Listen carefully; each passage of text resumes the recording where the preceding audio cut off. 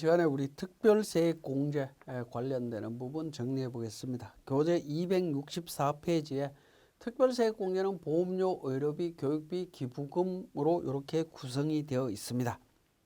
구성이 되어 있는데 이번 시간에는 이제 보험료하고 의료비에 대한 부분 두 가지를 중점적으로 살펴보도록 하겠습니다. 자, 우리 특별세액공제가 적용이 될 때 항목별 공제 적용 시에 기본공제 대상자 판정 기준에 대한 부분들을 좀 정리하실 필요가 있습니다. 자, 우리 기본공제 제가 설명을 드릴 때 기본공제는 소득금액, 생계, 나이 요건 이 세 가지가 전부 충족이 돼야 된다라고 말씀을 드렸습니다. 그죠? 이 세 가지 조건들이 이제 특별세액공제 적용할 때 다 어떻게 적용되느냐 하는 부분을 판단을 해보셔야 됩니다. 그 판단에 대한 부분을 일괄 정리를 해보면, 자, 기본공제는 소득금액, 나이, 생계요건 모두 충족해야 되죠. 그죠? 전부 동그라미입니다. 당연히 그렇게 돼야 되는 부분인 거고요. 자, 기본공제 대상자 중에 장애인은 어떻게 되느냐? 장애인은 소득금액 요건과 생계요건만 갖추면 됩니다. 나이 요건은 필요 없다라는 거죠. 나이 요건은 안 갖춰도 된다라는 부분이고요. 자, 보험료 세액공제, 특별세액공제로 들어와서 보험료 세액공제는 일반 보험료 같은 경우에는 소득금액, 나이, 생계요건 모두 갖춰야 됩니다. 모두 갖춰야 되고요.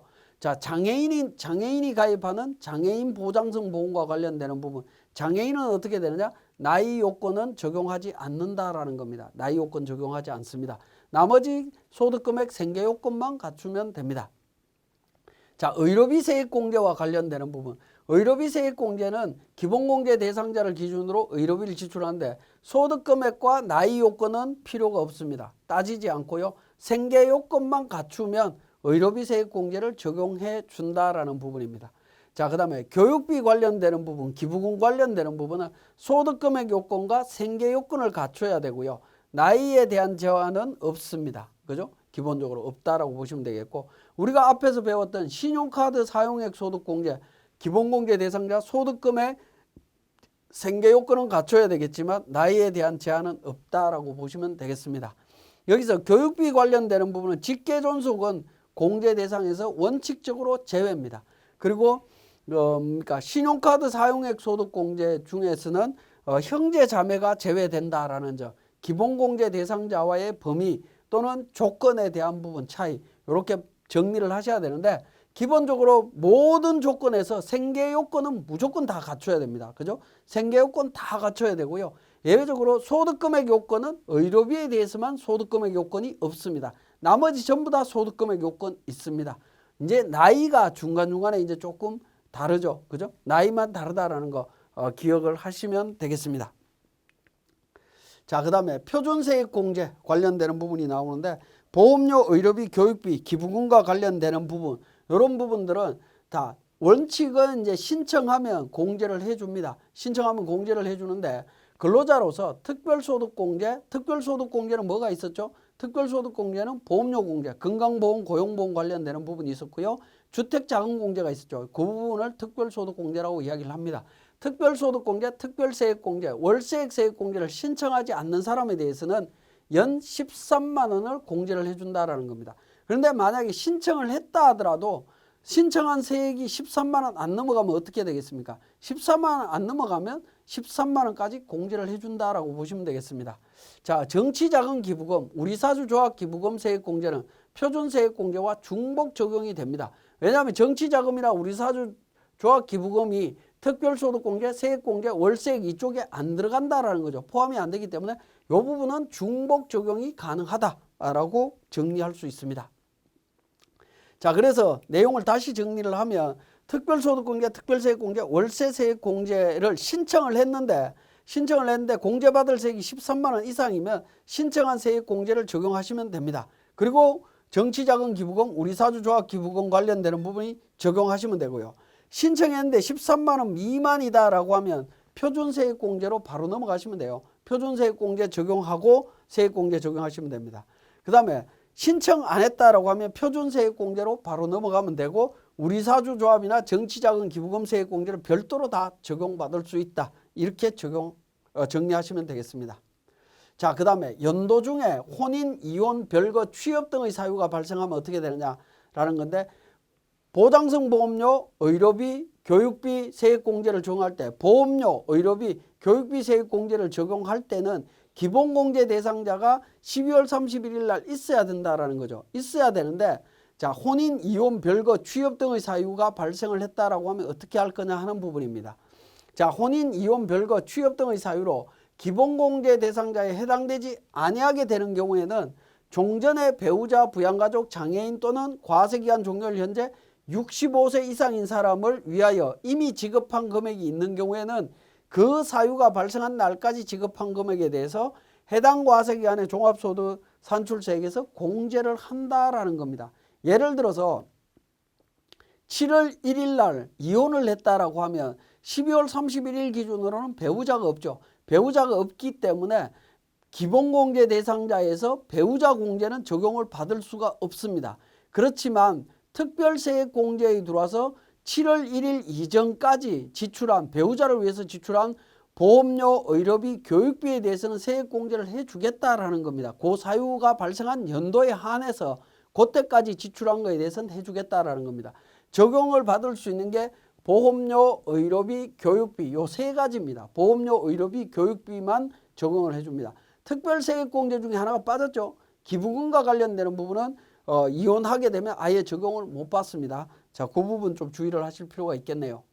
자, 그래서 기부금과 신용카드 사용 금액은 위의 규정 적용 대상이 아니기 때문에 소득세액공제를 적용할 수 없다라는 겁니다. 자, 이 부분도 주의해서 정리하실 필요가 있겠습니다. 자, 이걸 이제 표로 정리를 하게 되면 이렇게 된다라는 거죠. 보험료, 의료비, 교육비, 기부금, 신용카드 관련되는 부분, 이런 사유가 발생하기 이전에 지출한 거 공제 대상이 되는 거고요. 이전에 지출한 거 기부금, 신용카드는 적용을 못 받습니다. 이후에 지출한 건 아예 안 되는 거고요. 그죠? 시각적으로 표로 만들어서 보면 이렇게 확연하게 구분하실 수 있습니다.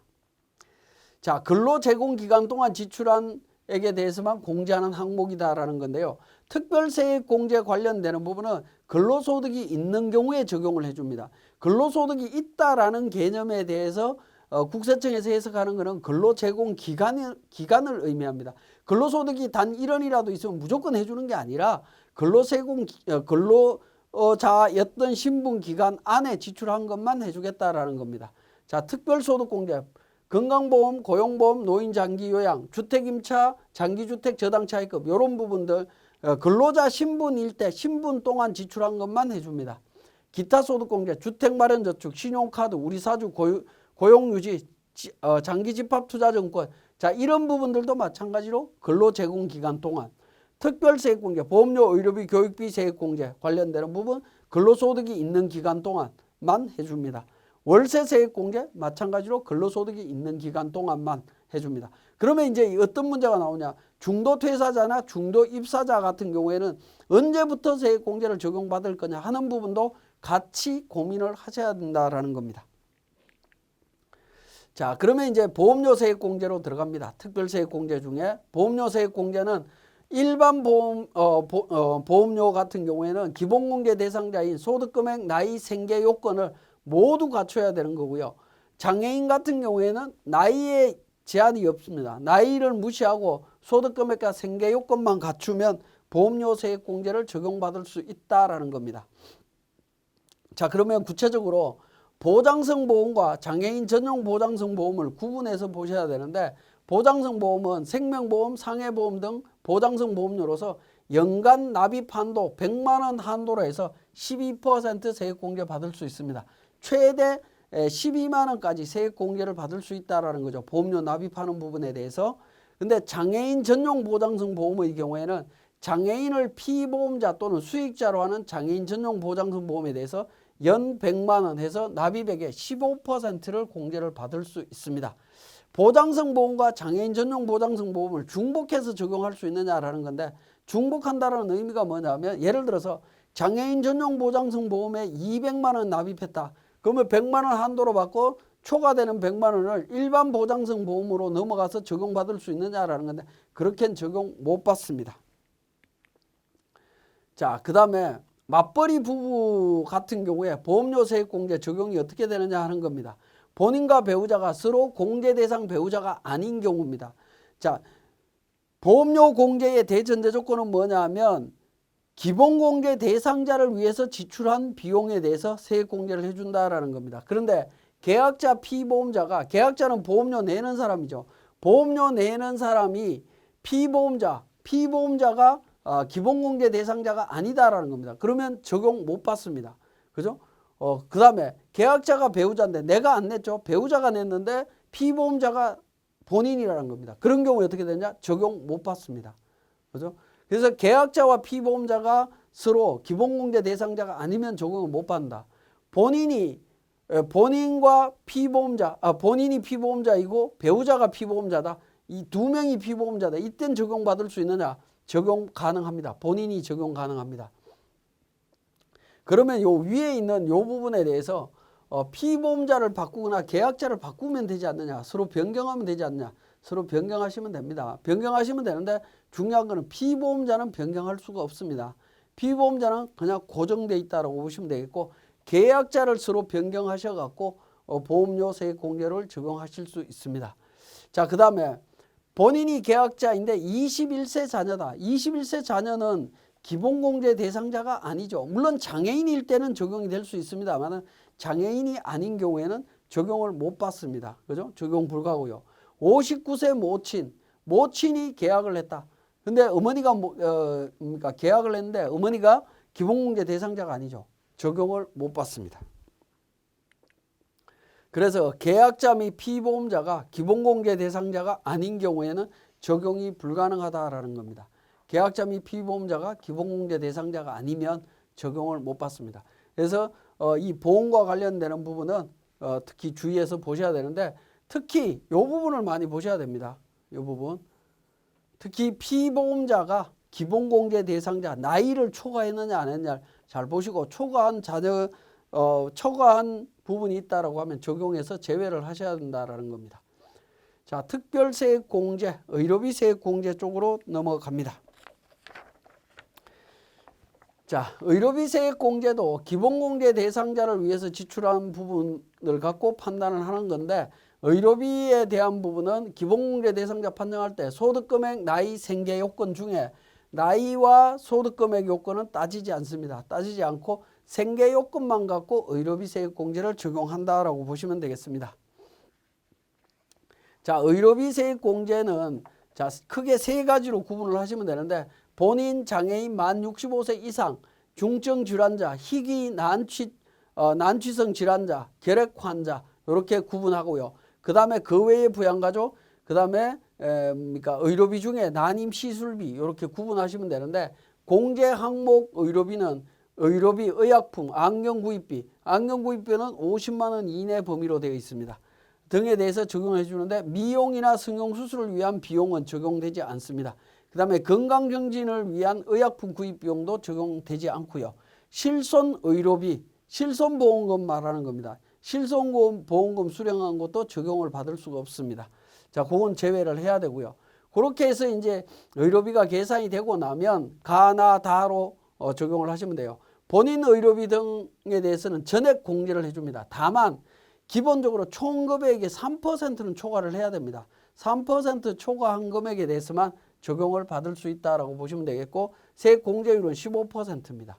그 외의 부양가족은 의료비 지급금액이 총금액의 3%를 초과해야 됩니다. 초과한 금액에 대해서 연 700만 원을 한도로 세액 공제 15% 적용을 받을 수 있습니다. 근데 난임 시술비는 전액 공제 대상이고 20% 적용을 해주는데, 가와 나에서 적용되는 이 부분을 차감하고 해줍니다. 총 금액에서 3% 공제되는 금액 있죠. 가나에서 3% 3% 총금액 3%에서 가나에 해당되는 의료비를 차감하고 계산을 하도록 되어 있습니다. 자, 그렇게 해서 적용을 한다라고 보시면 되겠고요. 자, 공제 대상 의료비를 한번 보게 되면 진찰, 진료, 질병 예방을 위한 의료기관 지출액과 치료 요양을 위한 구입비용, 의약품 구입비용, 한약을 포함합니다. 이런 부분들 적용이 됩니다. 근데 미용이나 성형수술 비용, 건강증진 의약품 구입비용 이런 부분들은 제외하도록 되어 있고요. 장애인 보장구 및 처방에 의한 의료기기 구입 임차 비용, 시력 보정용 안경, 콘택트 렌즈 구입 비용 이런 부분들 기본 공제 대상자 한 명당 50만 원 이내 금액에 대해서 인정을 해줍니다. 시력 보정용 안경 관련되는 부분에 대해서는 안경을 살 때는 일반적으로 안경테하고 안경알까지 같이 사죠. 근데 만약에 안경테만 사면 어떻게 될 거냐? 안경테만 산 것도 공제를 해줍니다. 안경테만 한 것도. 자, 보청기 구입 비용 뭐 해주고요. 해당 과세 기간에 총 금액이 7천만 원 이하인 근로자로서 지출한 산후조리원 비용, 출산하고 난 뒤에 산후조리원 가서 비용을 많이 지출하죠. 그때 연 200만 원, 회당 200만 원 기준으로 공제를 해줍니다. 출산 1회당 200만 원이다. 그러면 출산할 때 쌍둥이를 출산하면 어떻게 됩니까? 라고 질문하시는 분인데 쌍둥이도 한 번 출산한 걸로 봅니다. 자, 의료비 세액공제 적용 방법이 되겠습니다. 근로소득자가 소득금액 100만 원을 초과하여 기본공제를 적용받지 못하는 배우자를 위해서 지출한 의료비도 근로자 본인이 의료비 세액공제 가능하냐라는 겁니다. 가능합니다. 자, 기본적으로 의료비는 기본공제 대상자를 위해서 지출한 거, 본인이 지출한 것만 적용이 됩니다. 본인이 지출한 거에 대해서만 적용을 받을 수 있다라고 보시면 됩니다. 자, 맞벌이 부부의 경우에 자녀의 의료비는 자녀에 대한 기본공제를 받는 자가 지출한 것만 공제가 가능합니다. 맞벌이 부부 자녀를 아버지가 기본공제 대상자로 신청했는데 의료비 세액공제를 어머니가 신청할 수 있냐라는 건데 그렇게는 안 된다라는 겁니다. 그렇게는 안 된다. 자, 생계를 같이 하는 부양가족임에도 소득 요건, 나이 요건을 갖추지 못해 인적공제를 받지 못하는 부양가족을 위해서 지출하는 거 의료비 공제 가능합니다. 동일 부양가족을 타인이 기본공제 대상자로 한 경우 그 부양가족을 위하여 지출한 의료비는 공제 불가능합니다. 이건 뭐 당연한 부분으로 이해를 하시면 되겠습니다. 자, 의료비 세액공제 적용 시기를 한번 보면 자, 2020년도 12월 29일에 사망한 70세인 부친 의료비 200만 원을 2021년 1월에 지출한 경우에 의료비 세액공제 적용 시기가 언제냐라는 겁니다. 자, 2021년도에 의료비가 지출되기는 했는데 그 지출 대상자를 보니까 직계 존속인데 사망을 했다라는 겁니다. 사망을 했는데 2020년도에 사망했다라는 거죠. 사망했을 때 기본공제 대상자 여부는 사망일 전일 기준으로 하도록 돼 있죠. 12월 29일, 2020년 12월 29일 날 사망했다라고 하면 2020년 12월 28일 기준으로 20년도 기본공제 대상자인지 여부를 판단하는 겁니다. 그러니까 21년도는 아예 계시지 않았기 때문에 기본공제 대상자가 될 수가 없습니다. 기본공제 대상자가 될 수 없는 사람에 대한 의료비에 대해서는 세액공제를 적용을 못 받습니다. 원래는. 그러면 이 200만 원은 그냥 없는 돈으로 쳐야 되느냐 하는 건데 자, 그 부분에 대해서는 이렇게 해석을 했습니다. 해당 의료비는 지출한 과세 연도 귀속 근로소득에 대한 연말정산 시에 공제 대상에 포함한다라고 되어 있습니다. 왜냐하면 이 경우는 그러니까 불가피한 경우라고 볼 수밖에 없겠죠. 그래서 해준다라고 해석을 한 걸로 보여집니다. 굉장히 합리적으로 해석을 했다라고 볼 수 있겠네요. 자, 그 다음에 그 실손의료보험금에 대한 부분 어떻게 적용할 거냐 이 실무적인 문제에 대한 부분인데요. 2020년도에 의료비를 지출하고 21년에 실손의료보험금을 수령한 경우에 의료비 지출금액에서 차감해야 하는 연도는 언제냐? 실손의료보험금을 차감하라라고 이야기를 했습니다. 그래서 차감하려고 하는데 언제 할 거냐 하는 겁니다. 이 실손의료보험금은 진료함과 동시에 바로 청구해서 바로 돈이 들어오는 거면 이런 문제가 크게 발생하지는 않을 겁니다. 근데 보험금 청구의 소멸시효가 2년인가 3년이라는 기간이 있습니다. 그 안에 청구를 하면 언제든지 나오도록 되어 있죠. 그죠? 그리고 또 보험금 청구 시기가 도래했다고 해서 바로 청구하라라고 하는 것은 강제화할 수는 없을 겁니다. 그런 부분 때문에 이런 문제가 생기는 건데요. 자, 20년도에 의료비 지출했고 그러면 실손보험금을 20년도에 청구하지 않으면 어떻게 되겠습니까? 20년도에 지출한 의료비 총액을 갖고 세액공제를 하겠죠. 그리고 21년도에 의료비를 청구를 하면 21년도에 의료비 받은 거, 실손보험금 받은 거를 21년도 의료비에서 차감할 거냐, 20년도 거를 차감할 거냐 해서 수정할 거냐 하는 문제가 나오는 겁니다. 자, 이 부분은 국세청의 해석이 약간 바뀌었습니다. 보도자료에 보면 21년도 1월 15일 날 국세청 보도자료에 의해서 바뀌었습니다. 수령한 실손보험금은 진료받은 연도에 의료비에서 차감한다. 진료받은 연도에, 그죠? 진료받은 연도에 차감한다. 지금 이 케이스 같은 경우에는 20년도에 차감하라는 겁니다. 21년도에 차감하는 게 아니다라는 걸 이야기하고 있습니다. 수령한 연도가 아니다라는 겁니다. 그럼 21년에 지출된 의료비에 대해서는 의료비 세액공제를 적용받고 22년도에 실손보험금을 수령한 경우에는 21년 의료비에서 차감하여 신고하는 거다라는 겁니다. 자, 위에 사례로 20년도로 제가 예를 들어 놓았던 부분이죠. 이 사례로 간다라고 하면 어떻게 될까요? 그럼 20년도에 공제하고 21년도에는 공제하지 말라라는 겁니다. 실손 의료보험금을 차감 안 하고 그냥 정리하라라는 부분이죠. 이 경우에 수령한 연도에 종합소득세 확정 신고 시까지 21년 연말정산물을 수정신고하게 되면 가산세 면제된다라는 겁니다. 가산세는 면제해 주겠다. 언제까지? 수령한 연도에 종합소득세 신고 기한까지 하게 되면 가산세는 면제해 주는 걸로 되어 있습니다. 근데 실손보험금에 대해서 진짜 이렇게 적용할 수 있느냐? 이게 논리적으로는 맞을 수 있습니다. 이론적으로는 맞을 수 있겠지만 실무적으로는 이게 거의 불가능한 부분이 아닌가 하는 생각이 좀 많이 듭니다. 알아서 판단하시면 될 것 같습니다.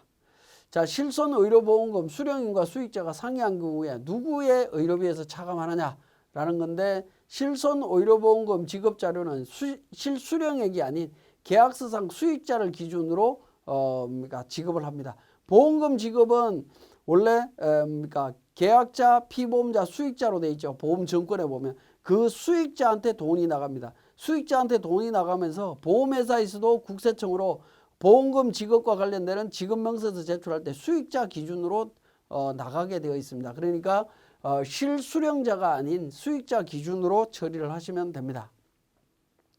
실손의료보험금 수령 내역을 어디에서 확인하느냐? 국세청 홈택스 연말정산 간소화 자료에서 확인할 수 있습니다. 만약에 조회가 안 되면 보험회사로부터 확인받아서 처리를 하시면 됩니다.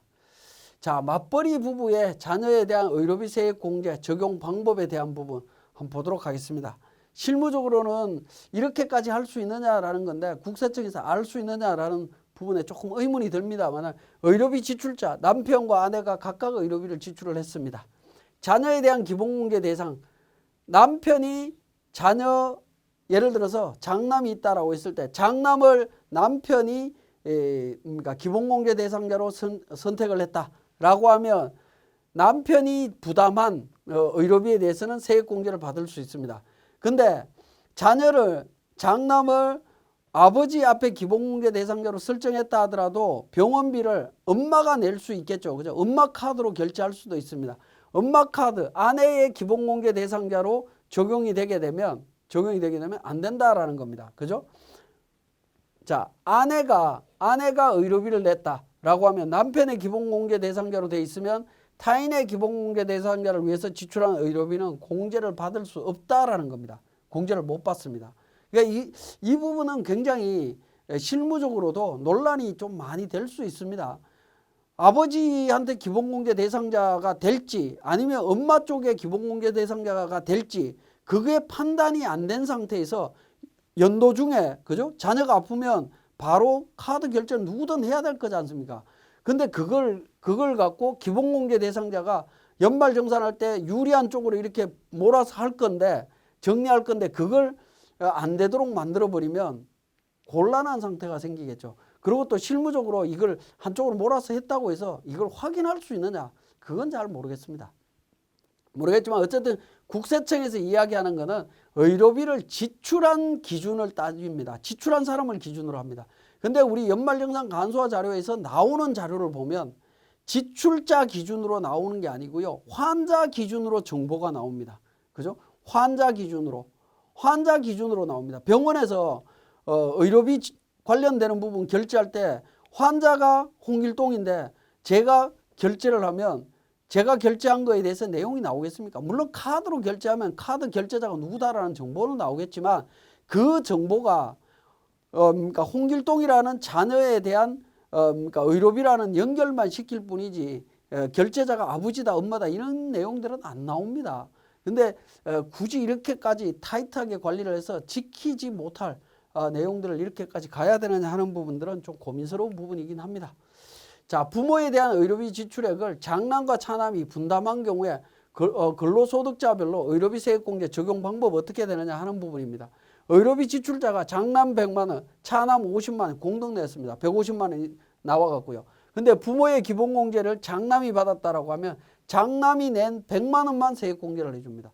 50만 원 적용 못 받는다라는 겁니다. 그죠? 앞에서 봤던 맞벌이 부부하고 똑같은 겁니다. 기본공제 대상자로 공제받은 사람이 납부한 의료비 100만 원에 대해서 세액공제 받는다. 기본공제 대상자로 공제받지 못한 사람, 차남이 부담한 의료비 공제 불가능하다. 타인의 기본공제 대상자를 위해서 지출한 의료비 해당이 되는 겁니다. 이 부분은 이렇게까지 관리할 능력이 되는지는 모르겠지만 어쨌든 이렇게까지 할 필요는 없다라는 생각 많이 듭니다.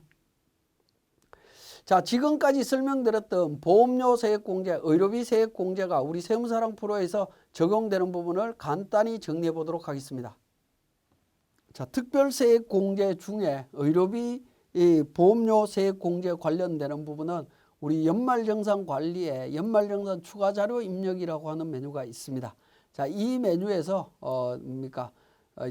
근로소득자별로 부양가족이 있겠죠. 부양가족을 등록을 하실 거고요. 이 부양가족별로 지출된 보험료와 의료비에 대한 부분을 입력해서 연말정산에 반영하시면 됩니다. 자, 보험료 같은 경우에는 인별로 하단 부분에 보시면 보험료라고 하는 부분에 노란색으로 되어 있는 부분이 있죠. 이 부분 더블 클릭하게 되면 보험료 등 공제 대상 금액이라고 하는 팝업창이 뜹니다. 관련되는 정보 등록하시면 됩니다. 인별로 등록하시면 됩니다. 자, 인별로 이렇게 등록을 하시면 되겠고요. 자, 의료비와 관련되는 부분에 있어서는 의료비 세액공제 적용에 있어서 더블 클릭을 하시게 되면 의료비 탭으로 바로 연결되도록 되어 있습니다. 부양가족 옆에 의료비 탭이 있죠. 의료비 탭에서 바로 작성을 하시면 됩니다. 의료비 공제 대상자는 부양가족을 통해서 반영을 하시면 되겠죠. 안기부, 이미숙, 안철이 해서 내용이 나옵니다. 이 내용들을 하나하나 등록을 해주시면 됩니다. 자, 안기부 관련해서는 F2번 통해서 부양가족 코드 관련 정보를 찾아서 등록하시면 되겠죠. 등록하시면서 국세청 홈택스 간소화 자료 정보나 아니면 기타 영수증이냐 하는 부분들을 하나하나 등록을 해주시면 됩니다. 안경 구입 관련되는 부분에 대해서는 영수증을 별도로 챙겨서 50만 원까지 등록을 해주시면 되겠고요. 실손의료보험금이 있는 경우에는 이렇게 실손의료보험금 난에다가 이렇게 금액을 입력하게 되면 차감이 됩니다. 그 다음에 난임시술비는 간소화 자료에서 난임시술비 관련되는 정보가 구분이 안 되기 때문에 별도로 의료기관으로부터 확인을 받은 후에 난임시술비가 있다면 반영을 해주시면 됩니다. 여기에다가 난임시술비다 아니다를 표시를 해주시면 되겠고요. 해당 여부를 표시를 해주시면 되겠습니다. 그 다음에 산후조리원 비용인지 여부도 마찬가지로 의료비 지출과 관련되는 정보들을 갖고 반영을 해주시면 되겠습니다. 자, 이렇게 부양가족 탭에서 보험료 관련되는 부분, 그 다음에 의료비 탭에서 관련되는 의료비 지급 내용을 등록을 하게 되면 우리 연말정산 입력이라고 하는 쪽에 가시게 되면 의료비 보장성 보험과 관련되는 세액공제, 의료비 세액공제가 계산이 돼서 세액공제 금액이 반영되는 것을 확인하실 수가 있습니다. 지금 설명드렸던 보험료, 의료비 관련되는 부분은 우리 실제 연말정산 추가자료 입력 사례를 통해서 설명드릴 때 보다 자세하게 설명드리기로 하고 교육 마치겠습니다.